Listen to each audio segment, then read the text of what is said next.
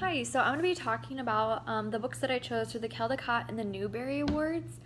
So the first book that I chose was Red Sings from Treetops, A Year in Colors, and this is by Joyce Sidman. So this book, quote, a thread that starts in spring and celebrates the colors through the seasons, is divided into 4 sections with the headings Spring, Summer, Fall, and Winter.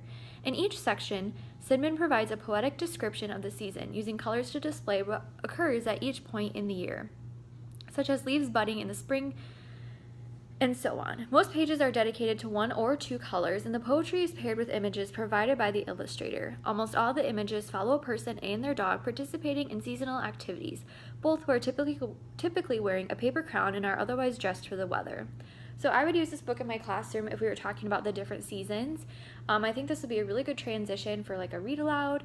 So I would go through like the book, read it aloud, and we would discuss like the seasons and maybe like what happens during those seasons, like what people do, what the weather does, what like trees do, or if there's like any birds or like bugs that like hibernate for like the fall and the winter, or whether they're present. So I would use this as a discussion for the different seasons that we go throughout the year here in South Dakota. The second book that I chose is Gone Wild, An Endangered Animal Alphabet by David McLimmons. This is a book that has different creatures in it. They're all animals. So there's, for example, a Chinese alligator to Grevy's zebra, and they're all endangered. So this book has the alphabet in it, and then on each different page, like depending on the letter, there's an endangered animal or something of that sort. And the kids get to learn a little bit more about each animal, and then it also like has the alphabet in it. So I said I would maybe use this for a read aloud if we were discussing like endangered animals, endangered species, or if we were just talking about animals in general. And then I could just mention like these animals are endangered, explain to the students like what that would mean. Otherwise, the other way I thought about using it in my classroom is having it at a station, like maybe as a writing prompt, for example. So like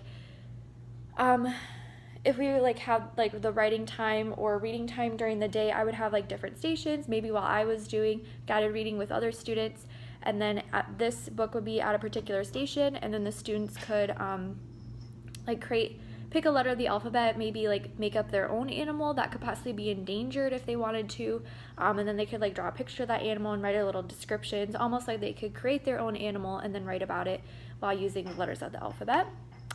The third book I chose was Rosa by Nikki Giovanni, and this is basically just a picture book of Rosa Parks' change to history and how she did change history for the better and the things that she did to get there, the choices that she made. So I would probably use this maybe for like Black History Month or around like the time talking about like Martin Luther King Jr., like on his birthday. So I would probably use this as a read aloud and then discuss with the students like the importance of Rosa Parks and how she helps us nowadays, and how like she made such a big impact on everyone's lives for the rest of their lives, and how she made a huge impact on America and for us moving forward in the right direction. So I would use this for a read aloud, and I would just really focus on the importance of Rosa Parks and all the stuff that she did for us. The next book that I chose was The Stray Dog by Mark Simont. And this is based on a true story, and it tells of a family who finds a stray dog and then ends up taking him in and adopting him. So I chose this, and I would use this as a read aloud, or I would have it kind of like, as I said before, like at like a lit circle type of thing possibly, or like with stations while I was doing like guided reading, so for our like reading or writing time of the day. And I would use this as a writing prompt and maybe give students the option, like if you found a stray dog or a stray cat, what would you do? And then have them write like a little story or a narrative or something like that that has to do with like the stray dog, and have them kind of twist it in their own way so they could have a voice and a choice of what they would do if they were in the situation.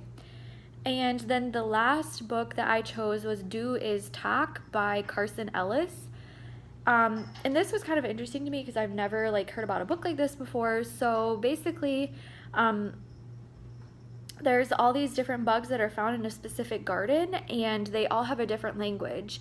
And so the students really kind of have to like interpret what the bugs possibly are saying, because the bugs don't even understand each other. And I thought this was really cool, and I thought I would use this as a read aloud or a possible writing prompt.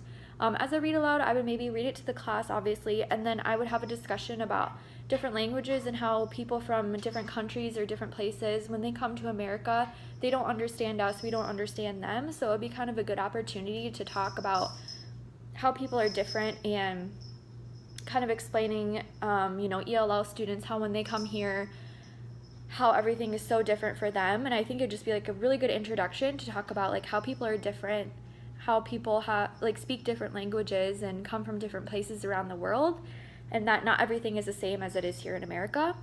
So I would use that. Otherwise, like I said, a possible writing prompt. So I think it'd be fun if like students could make up their own language, kind of like in our WebEx discussion how we were talking about Frindle, and how Nick took the word pen and then he changed it into Frindle. So kind of like the same thing. So if the students could make up their own language, what would it say? What would it sound like? How would you write it? That type of thing. So I think that'd be really fun for my students.